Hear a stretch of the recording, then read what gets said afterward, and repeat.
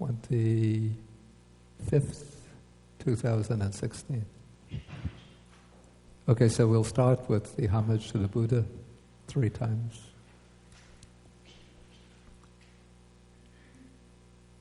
Namo tassa bhagavato arahato samma sambuddhassa. Namo tassa bhagavato arahato samma sambuddhassa. Namo tassa bhagavato arahato samma sambuddhassa. Okay, good morning, everybody. So today we come to Sutta number 43 in the Majjhima Nikaya. This is called the Mahāvedalla Sutta. And in the title, the exact meaning of the word Vedala is really not understood well. So when we give it the English title, the greater series of questions and answers, that's based more on the actual content or form or structure of the sutta, rather than as an attempt to translate the word Vedala. And we know, or we could see that there are 2 Vedala suttas in the Majjhima Nikaya. This is the greater or longer one, and we had already done the shorter Mahāvedalla Sutta. But it seems to me that there is some, that there could have been some overlapping or confusion even in the assignment of certain portions to one Vedala rather than the other Vedala Sutta. So in the Mahāvedalla Sutta, the greater series, there is a section with a discussion of what is called the meditative attainment of the cessation of perception and feeling. But it seems that part of the explanation of that attainment is missing from the Maha version, and we find it in the shorter version. So it seems probably, or perhaps originally, that shorter portion, or that portion on the cessation of perception and feeling that's now in the shorter version, was originally in the longer version.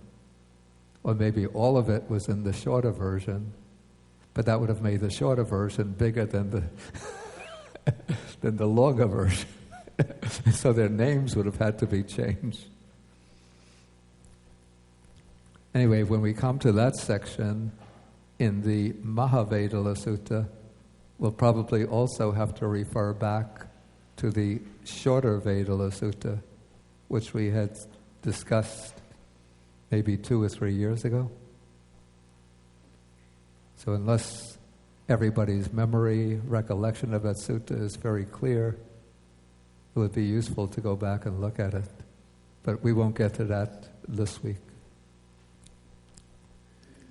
Okay, both of these Vedala suttas, the way I look at them, seem to be what I would call, or to represent a transitional phase in which the early Buddhist teaching, as we find in discourses in the Samyutta Nikaya, and Anguttara Nikaya, most of the Majjhima Nikaya, is moving in the direction that will culminate in the Abhidhamma. In fact, we find the expression Abhidhamma, as it's used in the suttas, is referring not to a distinct body of text or literature corresponding to the Abhidhamma Pitaka, but when the text uses the word Abhidhamma, it's always referring to discussions amongst the monks. So it seems originally the word Abhidhamma had the meaning of a discussion about the Dhamma, in which the Dhamma is being treated somewhat with greater technical detail and precision than we find in the general discourses of the Buddha. And so this Mahāvedalla Sutta, as we'll see, illustrates that characteristic of being a discussion between monks about the Dhamma and dealing with fine, subtle, technical points that we don't find in, the usual discourses of the Buddha himself.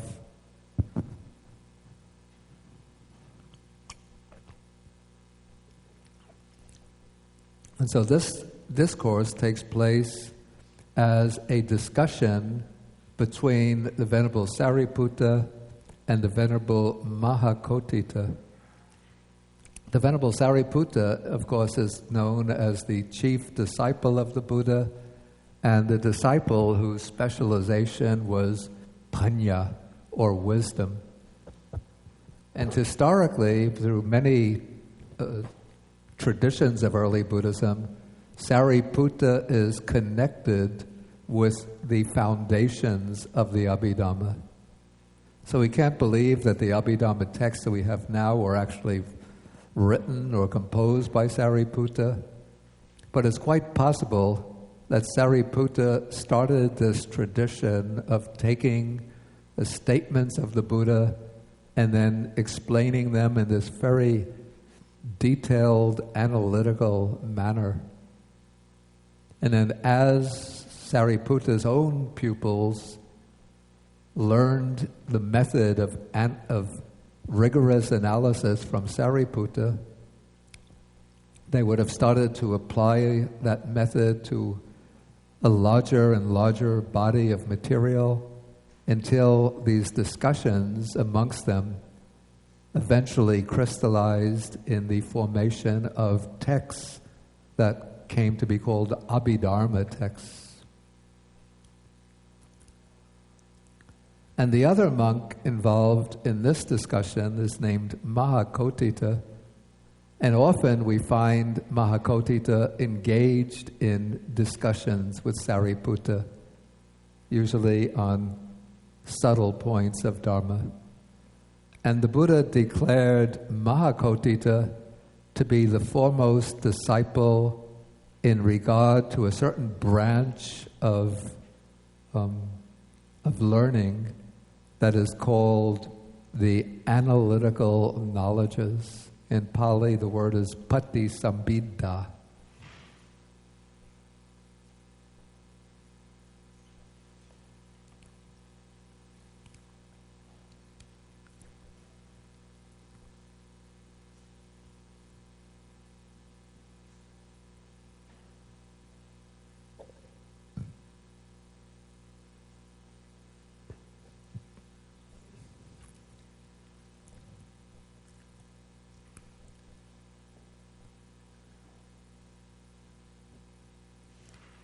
And so there are said to be 4 patisambhidda, 4 analytical knowledges. One is the analytical knowledge of the meaning. A word atta, which also is explained as having the meaning of results or fruits. Results or fruits. Fruits in the sense of the effects or consequences, not analytical knowledge of different types of apples, grapes, oranges, dragon fruits. So we have analytical knowledge of atta, which means meaning or results. Then there's Dhamma patisambhidda, which is the analytical knowledge of the doctrine. That's Dhamma as doctrine, but the commentaries also explain Dhamma here as causes. So these first 2 analytical knowledges go together. Analytical knowledge of effects, analytical knowledge of causes, analytical knowledge of meanings, analytical knowledge of dhammas or doctrines.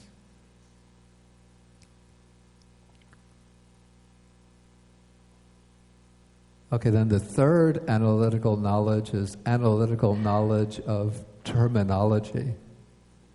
That is, knowing and understanding the right terms and expressions to use when expounding the Dhamma.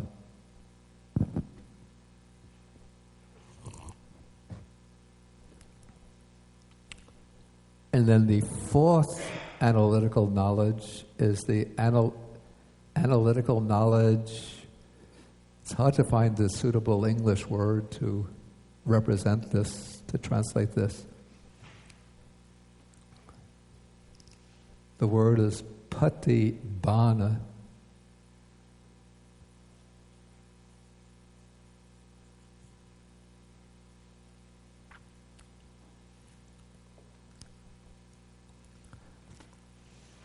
The meaning seems to be,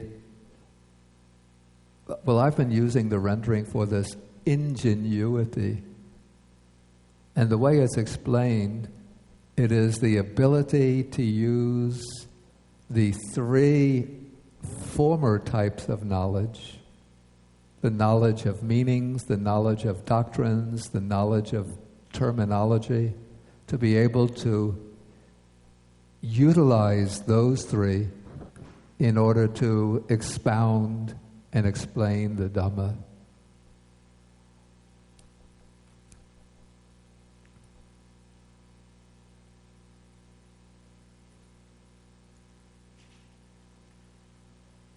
So you could see that this analytical knowledge goes very closely with the type of enterprise that's undertaken in the Abhidhamma, in which concepts are taken, precisely defined, and then all of their implications are drawn out and woven together. Okay, and the disciple of the Buddha who is said to have excelled in that sphere of competence was Mahākotita.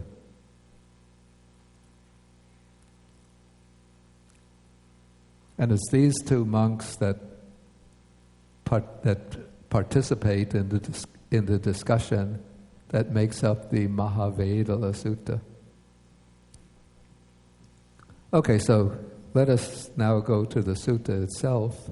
So the sutta takes place, first it mentions that at the time the Buddha was dwelling in Savatthi at the Natapindika's monastery.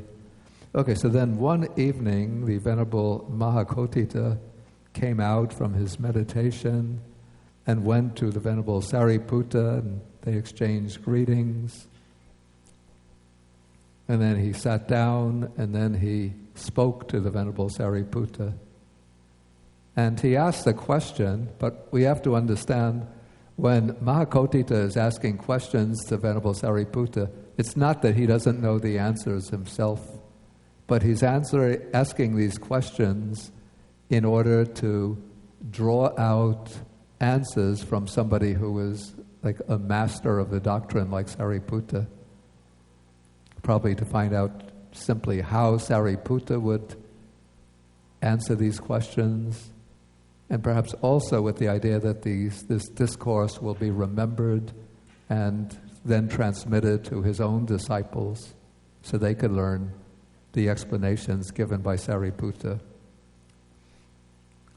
Okay, so first he comes to Sāriputta and he says, one who is dupanyo, which is translated here, unwise, one who is unwise. With reference to what is this said? One who is unwise. And the word translated here, unwise, is dupanya.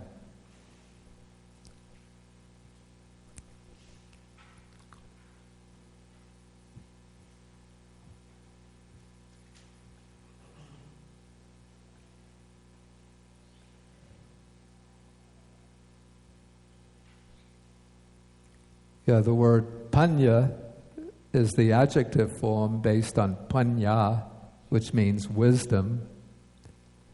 And the prefix dur sometimes means bad, sometimes uncomfortable, like the word dukkha, suffering. Okay, so this is somebody without wisdom. We might even say foolish or even stupid for dupanya. But here, politely, it's translated as unwise. Okay, so then Sāriputta answers and he says, one does not, the actual Pali would be rendered, one does not understand. And so the Pali, I'm sorry to be putting so much Pali in.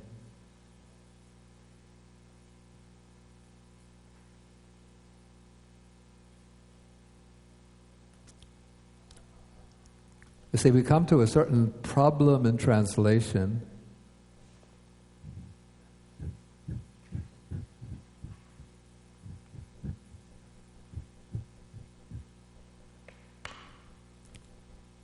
Okay, there's a noun, panya, which we translate as wisdom, and this is explained on the basis of the verb pajanati. And this verb, it's based on the root, the Pali root, nya, which in Sanskrit is jnā, which means to know. And it occurs in many verbs relating to different types of knowledge. Okay, so when we have pajanati, it has the prefix pa plus the verb janati. And so we translate this as to understand, but the verb pajanati is the basis for the noun panya, which we translate as wisdom. And so we have a disconnect in English between the verb and the noun, whereas in the original language, in Pali, that connection is immediately apparent. If we translate panya as understanding, then it seems to be like a very ordinary, mundane quality. Like he has an understanding of biology, he has an understanding of economics. No, I'm mistaken about that. Nobody has an understanding of economics. He has an understanding of computer programming. Whereas panya in Buddhism means a higher type of understanding, penetrative spiritual understanding of spiritual truths. And so to render the verb, I don't know, maybe you could say he wisens up.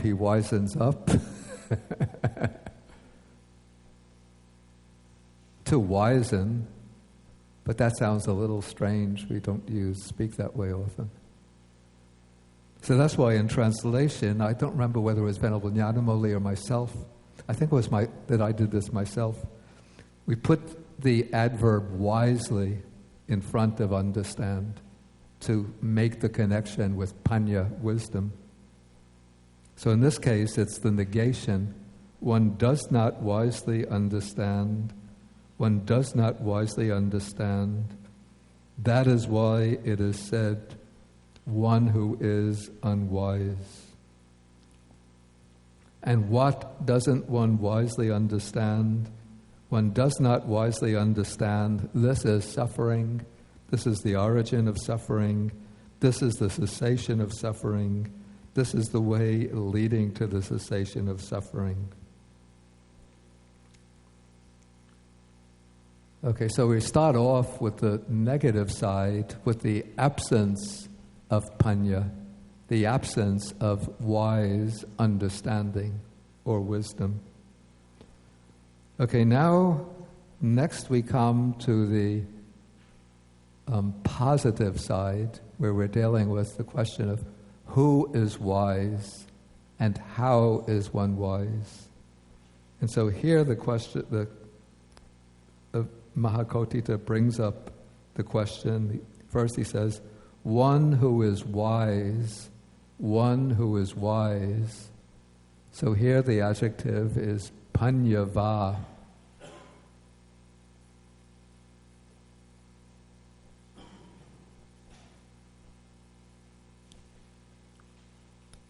So the suffix va means one who has, one who possesses, and what is possessed is panya, wisdom. So one who possesses wisdom is called wise. Okay, so the question is, with reference to what is it said, panyava, one who has wisdom, one who is wise? And then the answer comes, pajana. In Pali it's simply pajanati, pajanati, which is translated here, one wisely understands. One wisely understands. That is why it is said, one who is wise. And what does one wisely understand? Again, the answer is in terms of the Four Noble Truths. One wisely understands this is suffering, this is its origin, this is its cessation, this is the way leading to the cessation of suffering. And so when it is said, one wisely, when it is said one who is wise, that is said with reference to one who wisely understands. Okay, so this little exchange shows us the sphere of wisdom according to early Buddhism. So the sphere or domain of wisdom is the Four Noble Truths.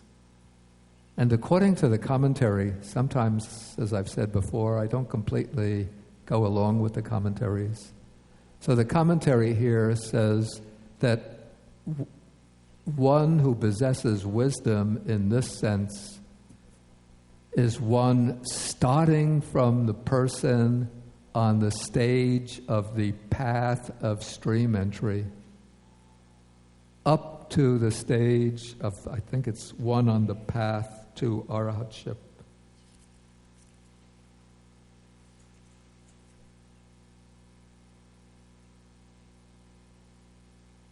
No, it just says that the lowest type of person to be described as wise is the person on the path of stream entry. So it would go from the person on the path of stream entry up to and including the arahat. And I think this is said on the basis of a number of passages which speak about the stream enterer, or one on the path of stream entry, as one who gains the eye of Dharma, or who makes the breakthrough to the Dhamma.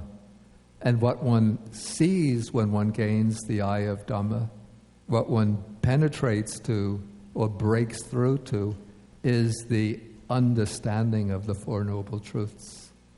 So up until the time one reaches the path of stream entry, we can have an intellectual or conceptual knowledge of the Four Noble Truths, but we don't actually have the panya, or wisdom, of the Four Noble Truths. Even when we are doing insight meditation, vipassana meditation, we'll be gaining some understanding of the truth of dukkha, because we can see impermanence, unsatisfactoriness, non-self to some extent. We can see how craving is bringing about dukkha, suffering or discontent, unsatisfactoriness. But one doesn't have what I would call the global or comprehensive Four Noble knowledge of the Four Noble Truths until one reaches the path of stream entry. Of course, it's at the path of stream entry that the mind turns away from all conditioned phenomena and actually sees and experiences nibbana, which is the cessation of suffering, the third noble truth.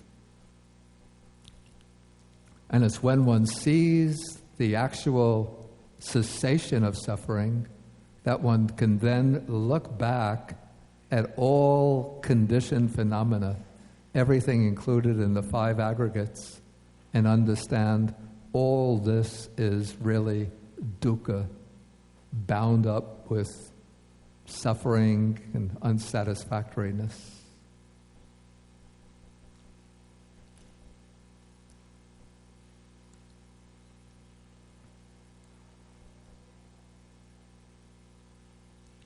Okay, so it's when one understands in this global or comprehensive way the Four Noble Truths that one can be said or called wise.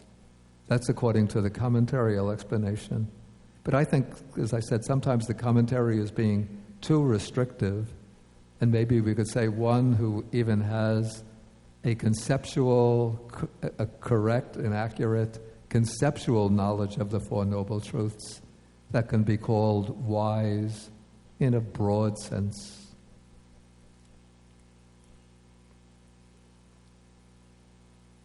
Okay, now we move into the next section of the sutta.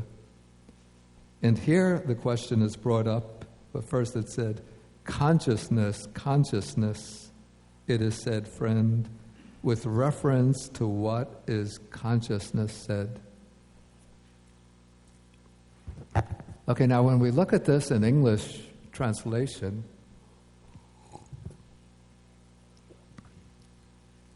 it looks like a completely different topic from the topic of wisdom.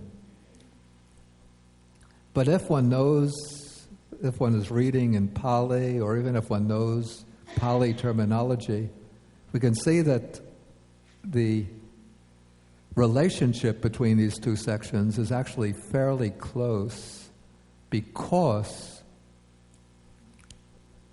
the noun that's rendered consciousness in Pali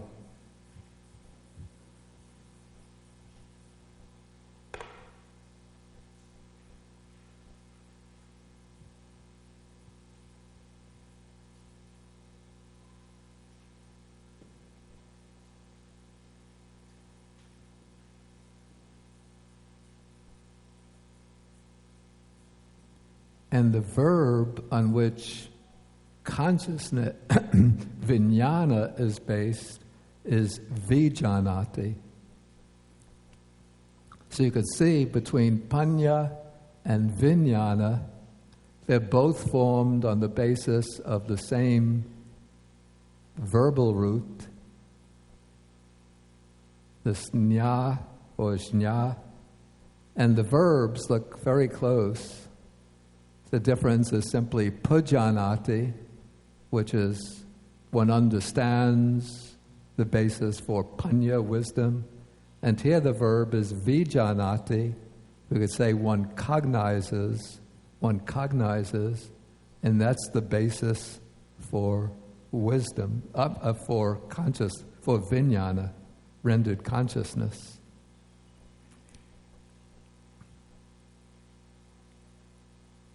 And so Mahākotita is trying to find out the distinction between these two words, which very different in English, wisdom and consciousness, but in Pali, very close together, panya, pajjanati, and vijnana, vijjanati. So it's almost like a fine hair's, verbally, just a fine hair distinction between them. Okay, so Sāriputta gives the answer. It cognizes, vijanati. That is why consciousness is said. And then he goes on, and this seems somewhat strange to me. He says, what does it cognize? It cognizes pleasant, it cognizes painful, it cognizes neither painful nor pleasant. So it cognizes, that is why consciousness is said.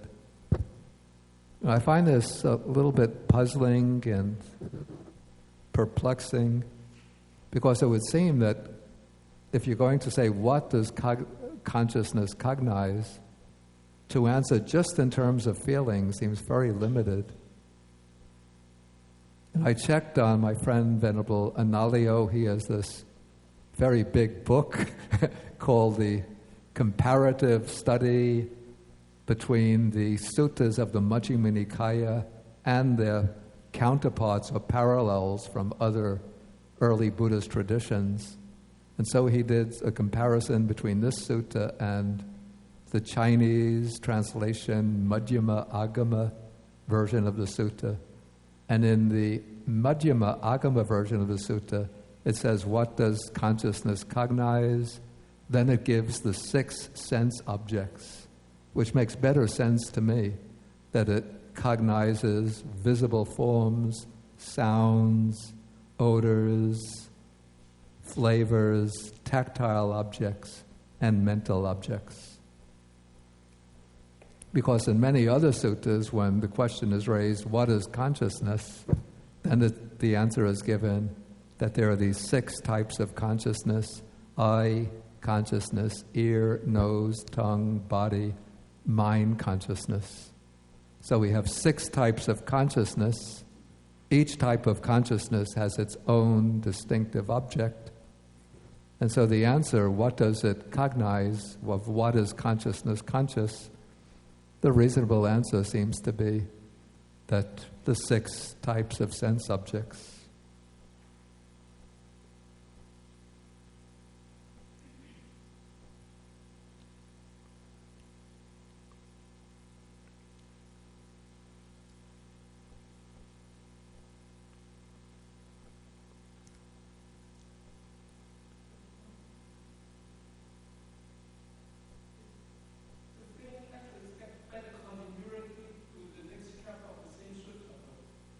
Yeah, failing will be brought in.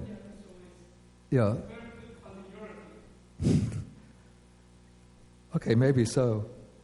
Or maybe it was the influence of the next section that sort of impacted on this section and led to that answer rather than the 6 sense objects.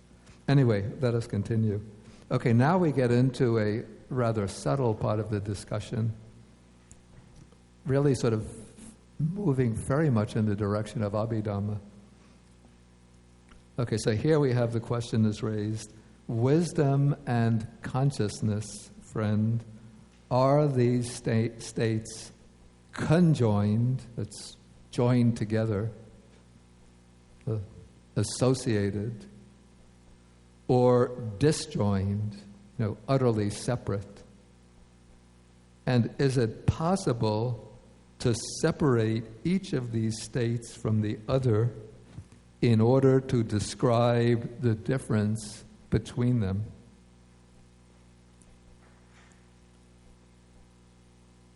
Okay, so those are the questions. Then Sāriputta answers, wisdom and consciousness, friend, these states, and he's using the word Dhamma in that plural sense of mental factors.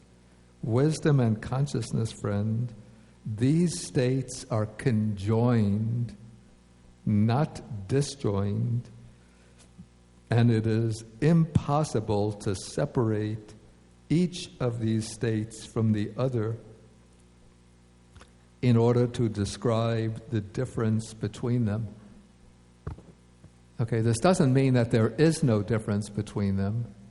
as we'll see, there is a difference between them. The two have different functions, different characteristics and different functions. But in order to describe the difference between them, you can't pull them apart and say, this is wisdom, this is consciousness. Wisdom occurs here, consciousness occurs here. They're always associated.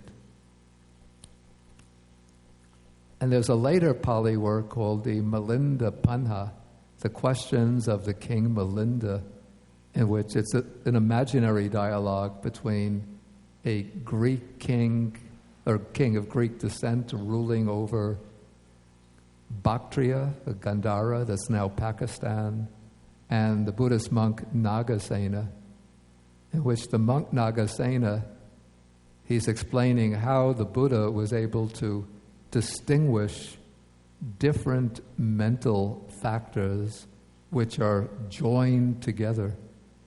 And he compares this to the way that different mental factors are joined together to a soup which is made with using different spices, or maybe like an Indian curry, which is made with turmeric, cumin, chili powders, mustard seed.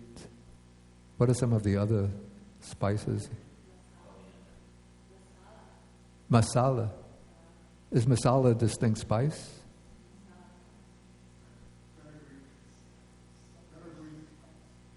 Fenugreek. Yeah, okay, you have all of these different spices and used to flavor the curry sauce. And so when we taste the curry sauce, it's very difficult to distinguish this part of the taste of the curry sauce is due to the cumin, this part is due to the turmeric, this part, well, you could tell was coming from the chili pepper. This is due to the fenugreek, this is due to the masala. Because they're all blended together, but maybe a very experienced cook tasting the curry sauce can tell this much is due to the fenugreek, this much is due to the cumin powder, and he'll know to get the ideal sauce how much more cumin you have to use or how much more turmeric. And so what the Buddha has done in analyzing these different mental states that occur conjoined is similar to distinguishing the different spices used to prepare a curry sauce.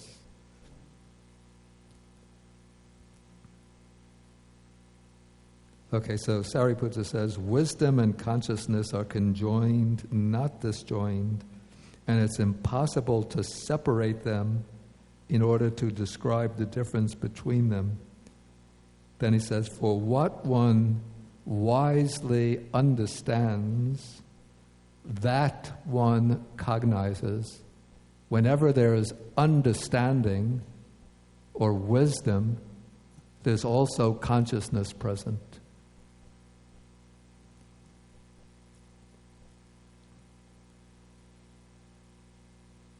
And what one cognizes, that one wisely understands.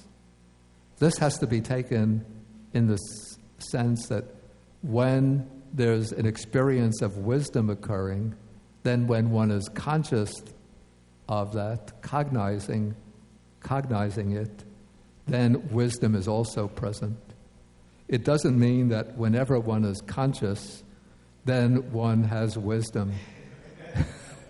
In that case, everybody in the world except those in a deep coma, we would say, have wisdom. And since they have wisdom, and wisdom understands the Four Noble Truths, it means everybody understands the Four Noble Truths. In that case, I could turn off my computer, finish my drink, pack my bag, and go back to my room. And since I'll be a little tired from cognizing the Four Noble Truths all the time, I could go to sleep, fade out from consciousness. And then as soon as I wake up again, then I'll be knowing and penetrating the Four Noble Truths. So you shouldn't take it to mean that whenever one is conscious, one has wisdom, but rather it's saying in an experience of wisdom, in an experience where wisdom is present, then consciousness, one is cognizing that which one is understanding.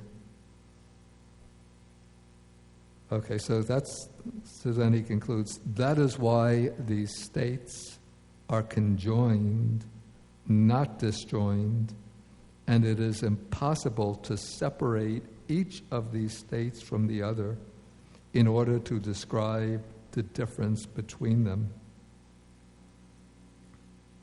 So if you just read this superficially, you might think that he's saying that there is no difference between wisdom and consciousness. But then Mahākotthita raises the next question, which shows that there is a difference between them. He says, what is the difference between wisdom and consciousness? These states that are conjoined, not disjoined. And then Sāriputta answers, the difference between wisdom and consciousness is this. Wisdom is to be developed, and consciousness is to be fully understood. I guess this is self-evident. No? What? No, I'm only joking when I say that. Yeah, this is a bit obscure. And so to understand this, we have to, I think, relate it to a particular structure that the Buddha develops in regard to the Four Noble Truths. You see, we're getting quite technical here. And that is why I didn't take this sutta as we were going through the Majjhima Nikaya in sequence, but I kept it. In fact, I wasn't going to take this at all, thinking it was too technical. But then, I don't even see her here. It was Suki Park and Carolyn Cronin said, take it, take it, take it. So I said, okay.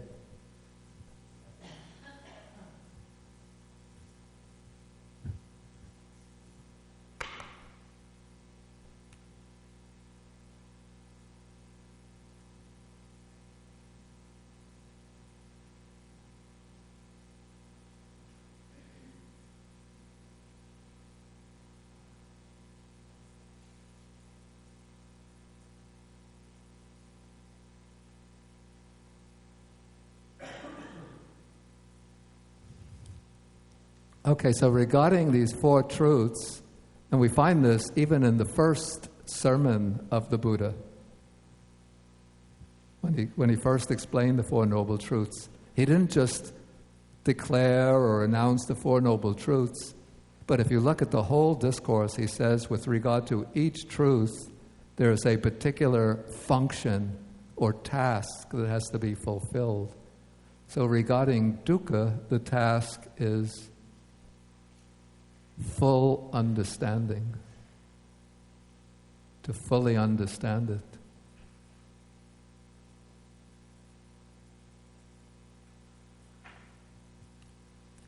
And what is the truth of dukkha? What does it, when you reduce it to its simplest, most basic terms, what does it come down to?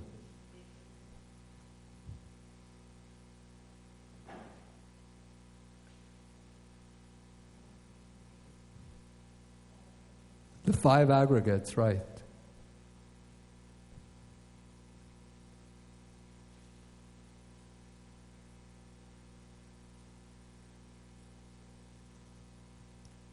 And the origin, what is the origin of dukkha, according to the first sermon?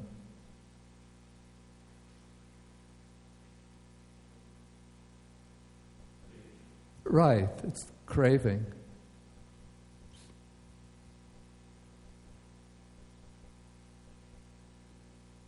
And so what is the function regarding the second noble truth?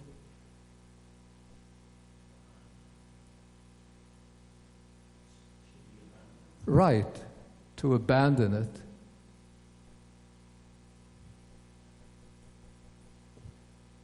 And then the cessation of dukkha, what does it really amount to, ultimately? Right, it's nibbana. And then what is the function regarding that? Right, to realize it, to attain it, to experience it.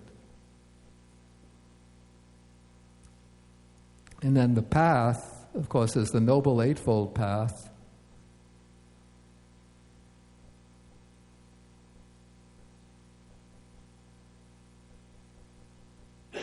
And what is the function regarding the path?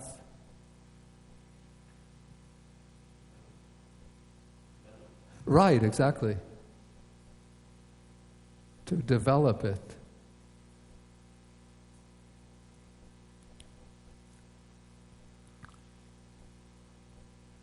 Okay, so the statement that we have in the Sutta here, the way I see it, has to be interpreted in terms of this particular, call it a template, in that consciousness, where does consciousness fit in relation to the Four Noble Truths?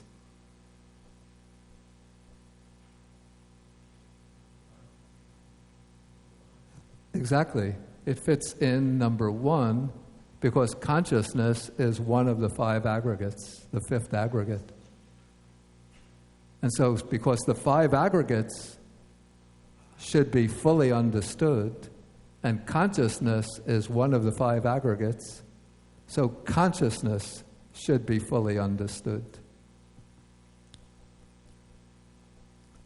Okay, now in terms of this diagram or template, where does wisdom fit in? This is getting a little technical. Right, wisdom, and where in four does it fit in? Exactly. Now we have a modern Mahakotita amongst us. Right. So wisdom is in a way synonymous with the path factor of right view. And so since the Noble Eightfold Path is to be developed, this means that right view,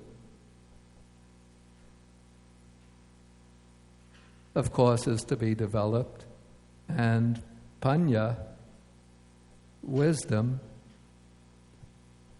is a kind of synonym of the higher right view. And so when one is developing the Noble Eightfold Path, one is developing wisdom. And when one is developing wisdom, wisdom is what will understand the five aggregates, and wisdom will understand consciousness.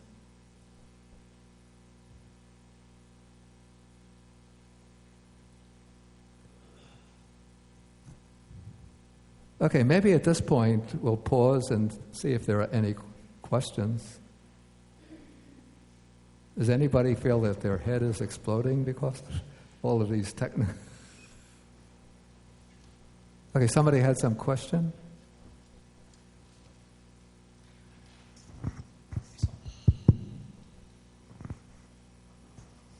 So, you said wisdom will understand consciousness. So, are you saying they are separate? So the consciousness fits into the number one dukkha, but how about number two and number three? Consciousness is not there, does not exist in understanding the craving, not understand how to abandon it, how understand is realizing it. The consciousness does not use. We don't use consciousness in number two and number three? When you just said, maybe I misunderstood. I just want to know the wisdom fits in relation to the 4 tasks. You're talking about wisdom in the path, in that number 4 path. Yeah. And number 1, dukkha, is a consciousness. And how about dukkha?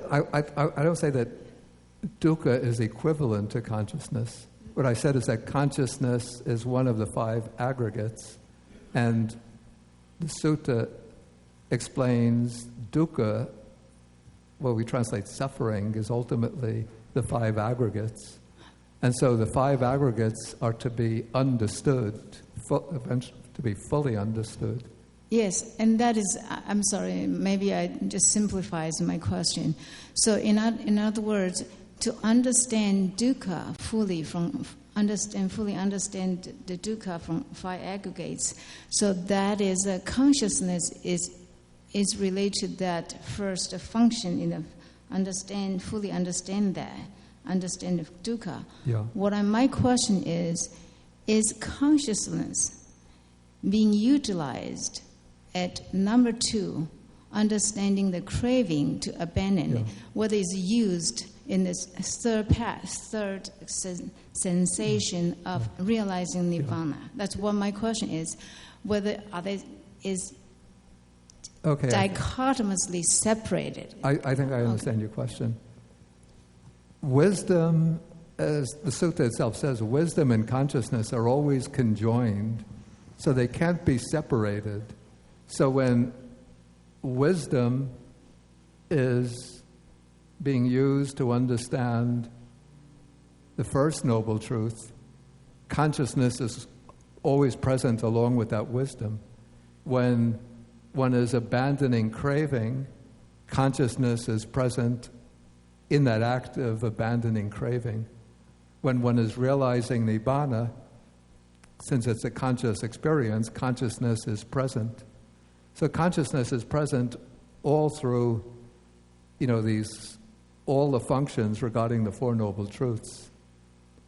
It's just that in terms of this particular task in regard to consciousness and wisdom, the task regarding consciousness is to fully understand it.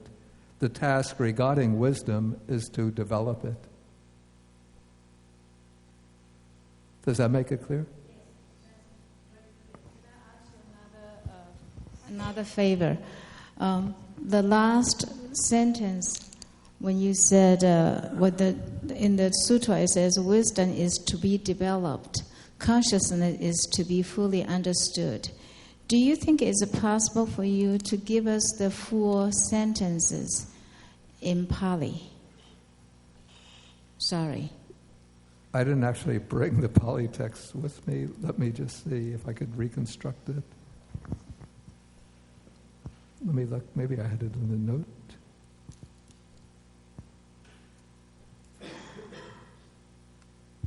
No, I just had the explanation in the note.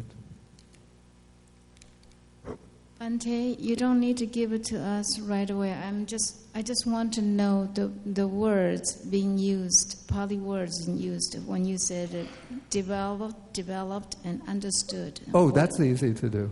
Yeah. I'd like to know the distinction in these 2 words in Pali. Okay. So the difference is between developed, well, let's say fully understood. Can you see? Maybe better to write on the top.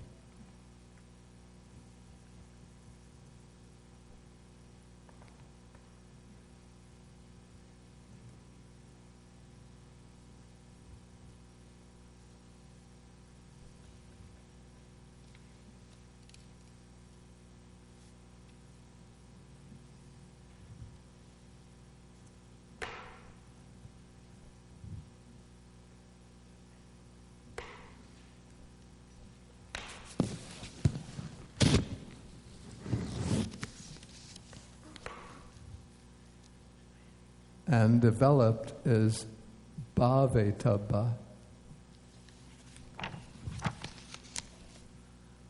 Okay, the word pariññaya, fully understood, again, is based on these verbal roots, nya, with Sanskrit shnya, except that it has the prefix pari, which gives a sense of fullness.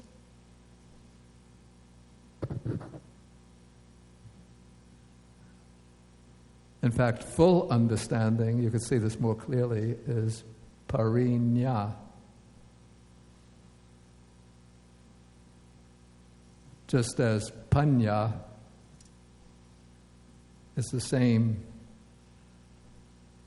base, just a different prefix. Whereas bhavetaba, it's related to the noun bhavana.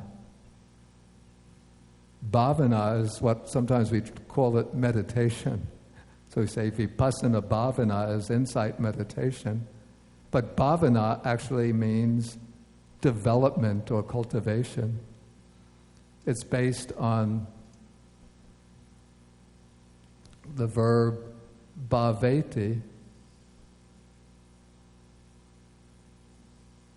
which means to bring into being.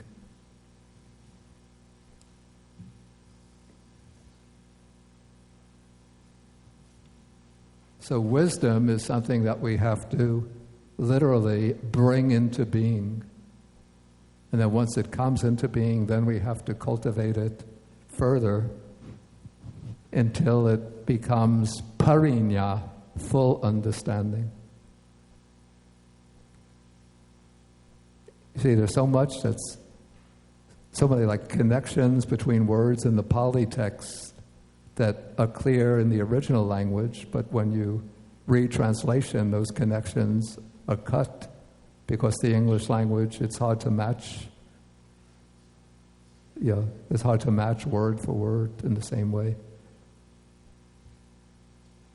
Okay, Stephen, take the microphone. Bhante, would it be correct to say or think that of it this way, that consciousness cannot be developed, that it's sort of more of a biological function, and so that when we move from just this functioning of the brain as consciousness to more understanding of what we're observing, then that moves to wisdom, towards wisdom? That moves what? Towards wisdom, when we actually start moving beyond merely observing the biological function of consciousness towards a deeper understanding of what we're perceiving. Yeah, I think one could express it that way. Okay. Thank you. Though I'd say that, maybe this is my own way of formulating this, but when we're developing wisdom, in a way, we're developing our consciousness as well, since consciousness then becomes capable of wiser functions or wiser activity. But I would think that consciousness is more of like a camera type of, something that you can't really make better. You could just look at it. I'd say that maybe the basic sensory functions of consciousness are somewhat like a camera, but maybe the higher mental functions, consciousness as involved in the higher mental functions, is something that can be developed. Okay. But the texts don't express it that way, but they express in terms of, using this template of the Four Noble Truths. In that case, wisdom is to be developed. And then because consciousness is associated with wisdom, so when one is developing wisdom, then the consciousness that's conjoined with wisdom will also be developed.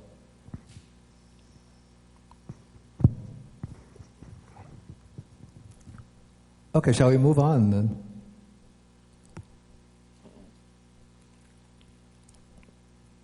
Okay, now we come to the next section. So now we're bringing in another mental function.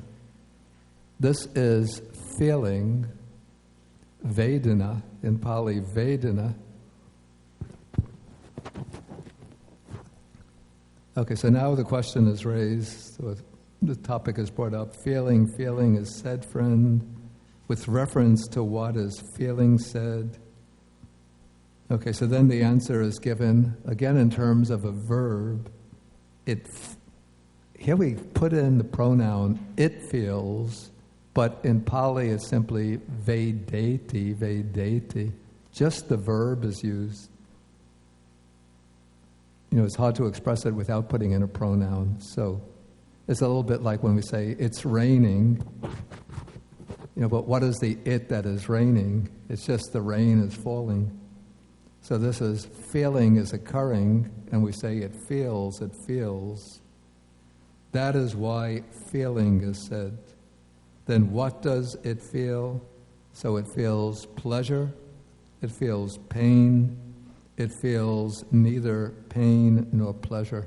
So those are the three basic types or tones of feeling.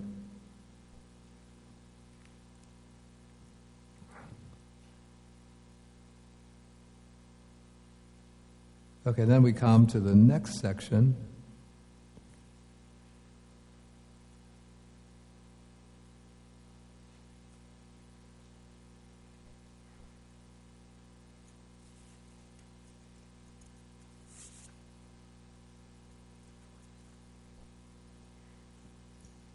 Okay, so here we have perception.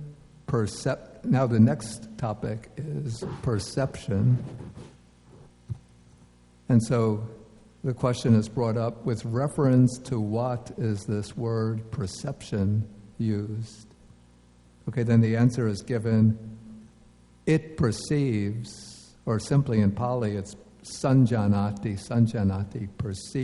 perceives. That is why perception is said. And now this word perception, again you'll see, I'll take this out.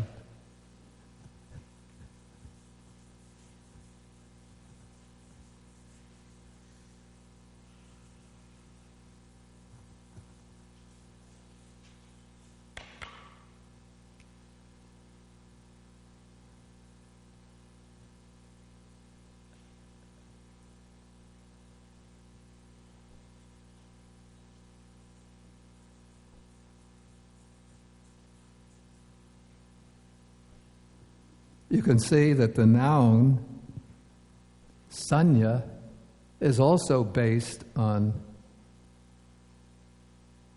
this root nya. So it's also involved with knowing in some way, except it just has a different prefix. And then you can see even more clearly in the verb, sanjanati. So again, it revolves around knowing in a way. But it seems a more primitive type of knowing, certainly than panya or wisdom, and even than consciousness. Okay, so the question is raised, what does it perceive? And then for some reason, it just chooses one particular sense modality, namely sight. So it perceives blue, it perceives yellow, it perceives red, and it perceives white. So it perceives. That is why perception is said.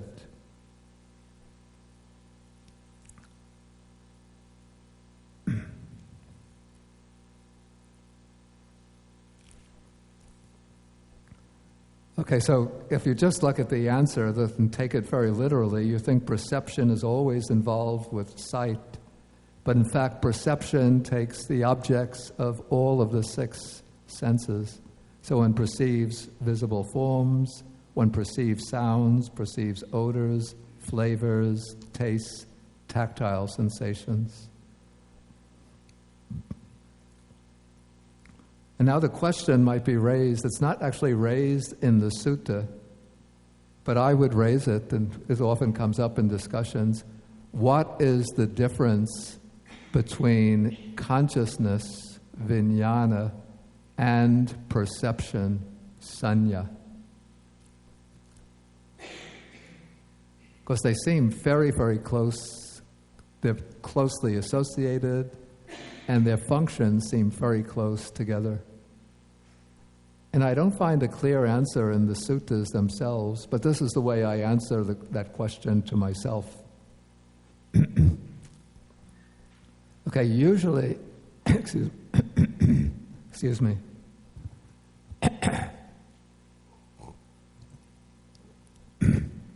Okay, usually when consciousness is being distinguished, it's divided in terms of the sense faculties on the basis of which it arises.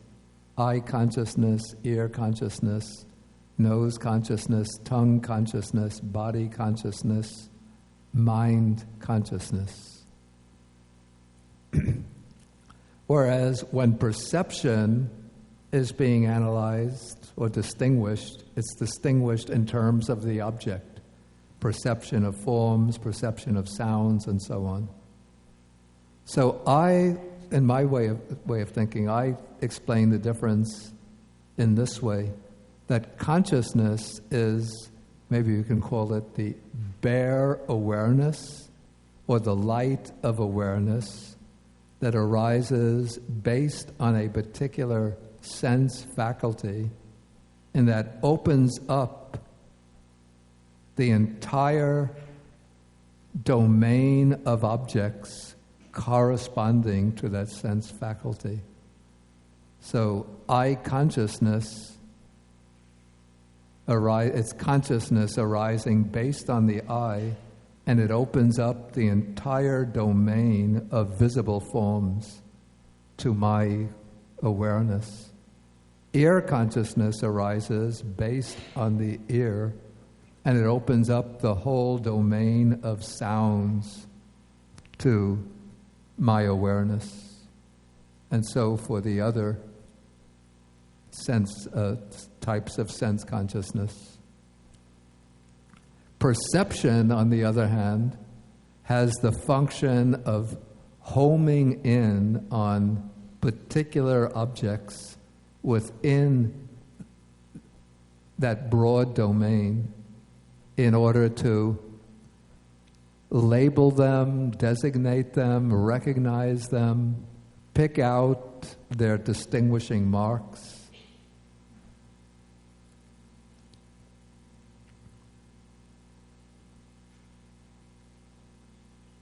Okay, so to give an example, so eye consciousness opens up for me right now this entire domain of everything within the sphere of my field of vision. It opens up the whole field of vision and makes that available to me. But it's perception that maybe picks up, this is a flask, which it's on the table, so I know that it contains some kind of, or I assume it contains some kind of tea. And then perception will identify, okay, that this is the flask intended for me because it has a gray background with dark gray bands on it. Is it a light blue?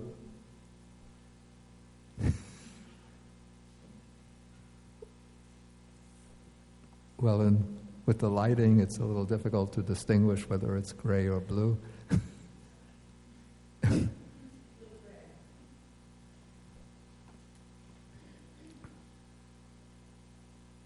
Okay, then it's tongue consciousness opens up the entire domain of taste to me.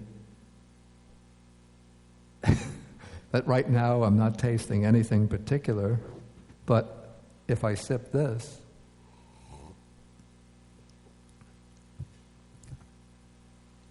then I know that this is some kind of berry tea. Goji berry? So I never drank goji berry tea before, though I've eaten goji berries. So now if I am given this in the future, then through perception, then I'll be able to recognize and identify, that's goji berry tea. Or maybe you gave it to me in the past? No? Then I forgot, and so a new perception. Anyway, so that's my understanding of the relation between perception and consciousness. Okay, now another question comes up, and that is, it says, feeling, perception, and consciousness, are these states, these dhammas, conjoined or disjoined, and is it possible to separate each of these states from the others in order to describe the difference between them?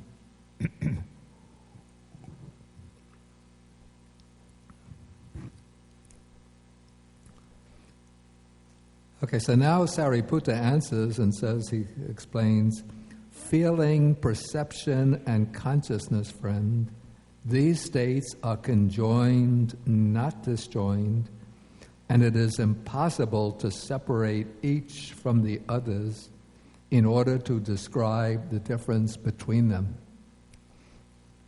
And so with this, we're getting very, very close to the emergence of the ideas of, in the Abhidhamma, of what we call a citta, a state of consciousness, which is made up of a bunch or a bundle of mental factors, chaitasikas.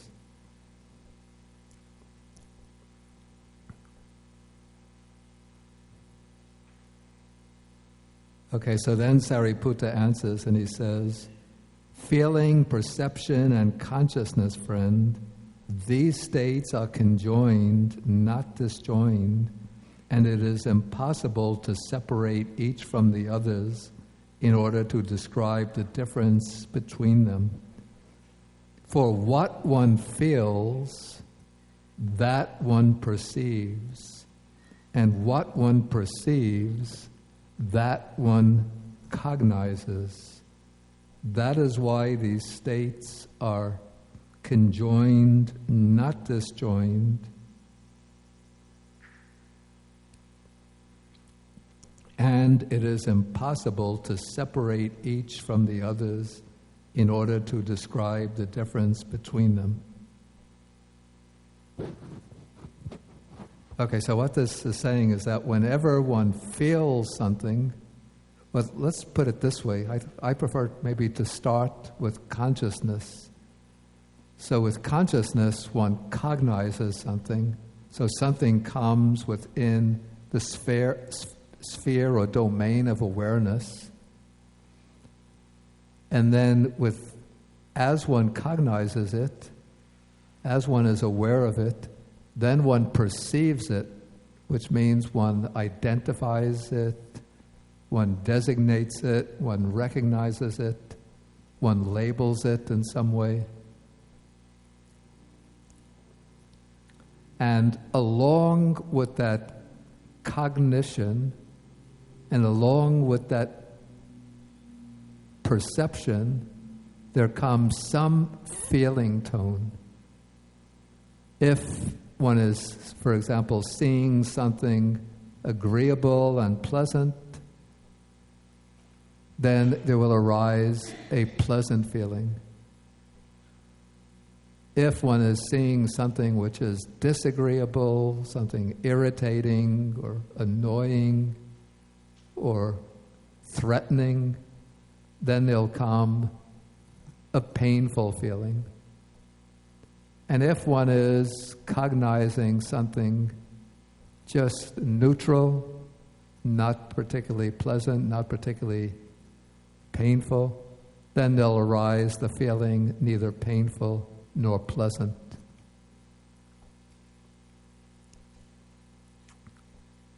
Okay, so here we have feeling, perception, consciousness.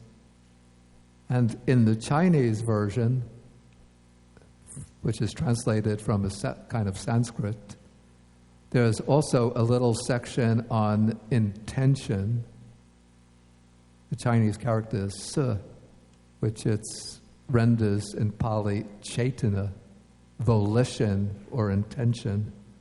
And so when we have feeling, perception, and intention along with consciousness, what do we have there?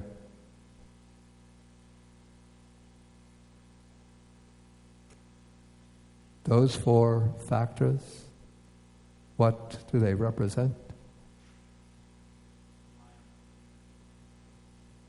They do, but it's not the answer that I was looking for.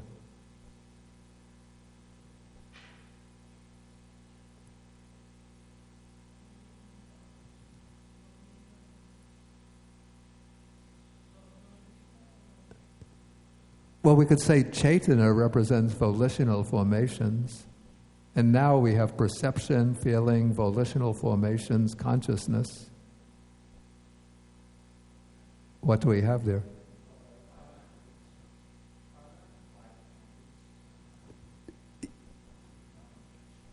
Yeah, it's on the right track. What we have are the four mental aggregates that go along with physical form. So feeling, perception, volition or intention representing volitional formations, and consciousness. So the four mental aggregates.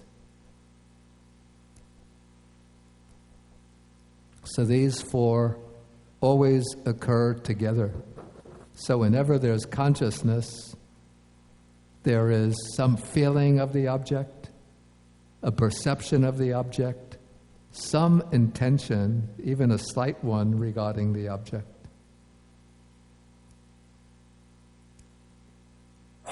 And what is meant when it's, according to the commentary, when it's said that these states are conjoined, it means that they have a common arising, they all arise together.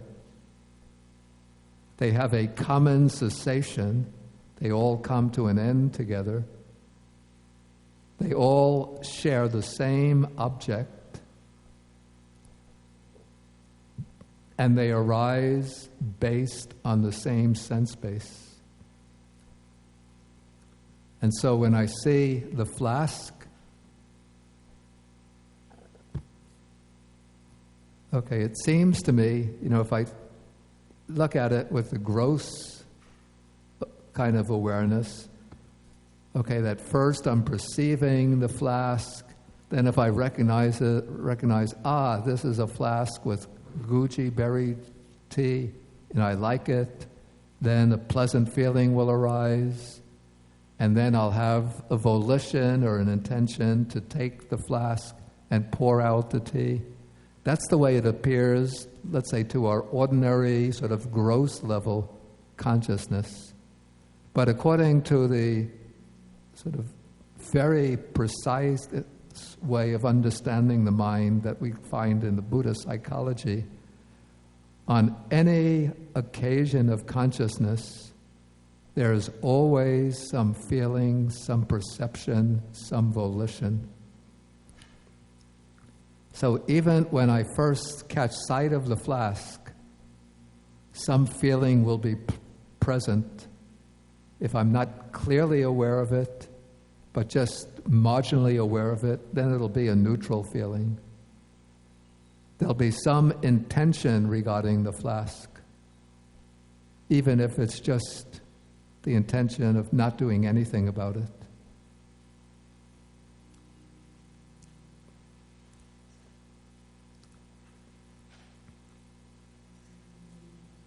Okay, so those states, they arise together, they cease together in one moment of consciousness, a moment of consciousness that goes by like that. They have the same object, and they arise on the same sense basis, either the eye, the ear, the nose, the tongue, the body sensitivity, or the mind.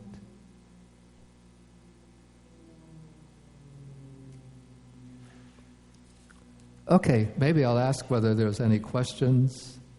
I'm afraid to go into the next section. I will drive people insane.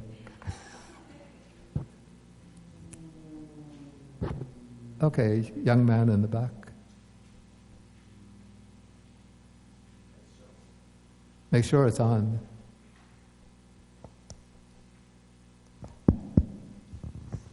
Okay, so when you're perceiving something, you don't want to be on the positive or negative end of perception, right? Is it better to be in the neutral portion when you are perceiving an object or a being or anything?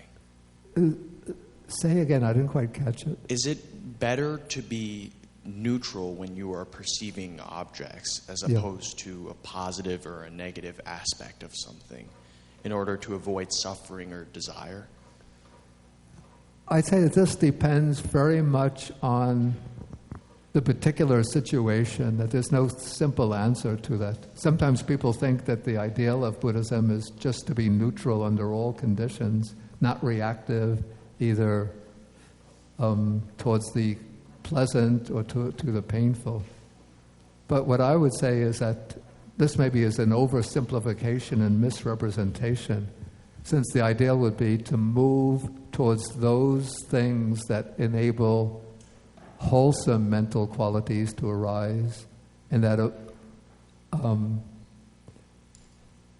help one to abandon, to eliminate, or to reduce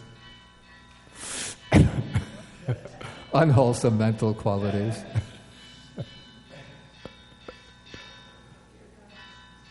That's the lunch bell. Oh, sorry. Okay, so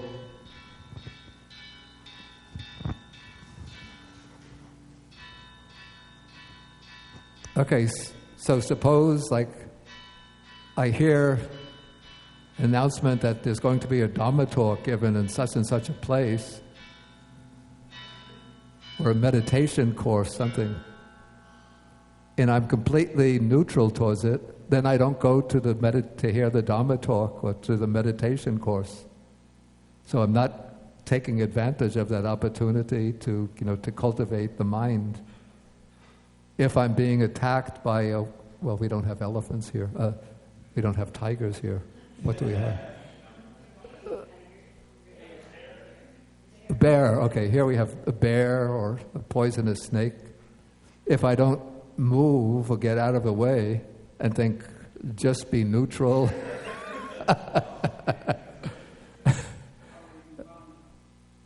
Then I'll become a nice supper for some animal.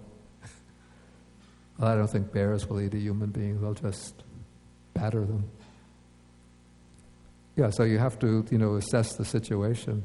In fact, even the Buddha says in Sutta number 2, he says that reflecting wisely, one avoids, he says, a wild elephant, a wild horse, a vicious dog.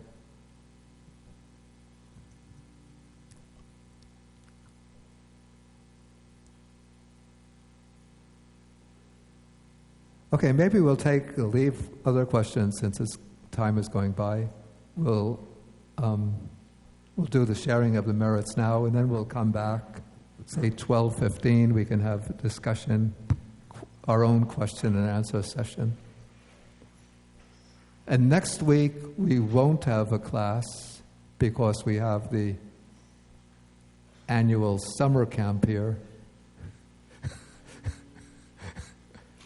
So the next class will be July 10th, is it? Wow, time goes so quickly, doesn't it?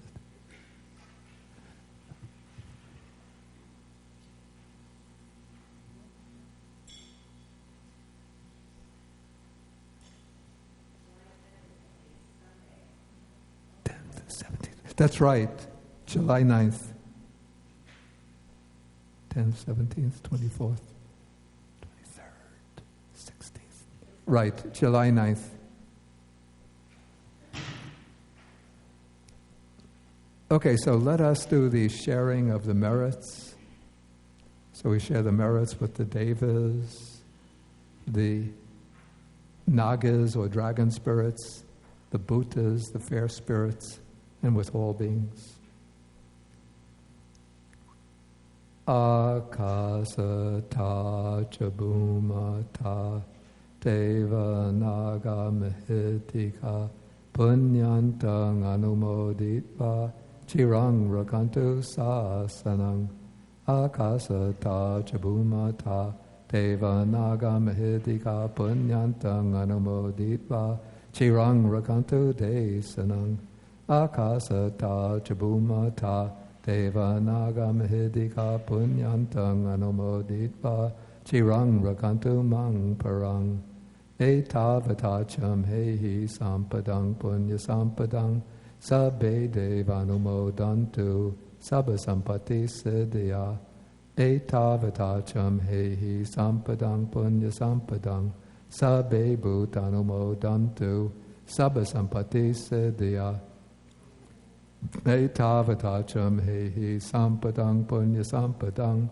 Sabbe Satanumodantu Sabba Sampati Siddhya Pavagupadaya Avici Hetato Etantare Satakayupapana Rupi Arupi Cha Sanya Sanino Dukha Pamuchantu Pusantu Nibuting.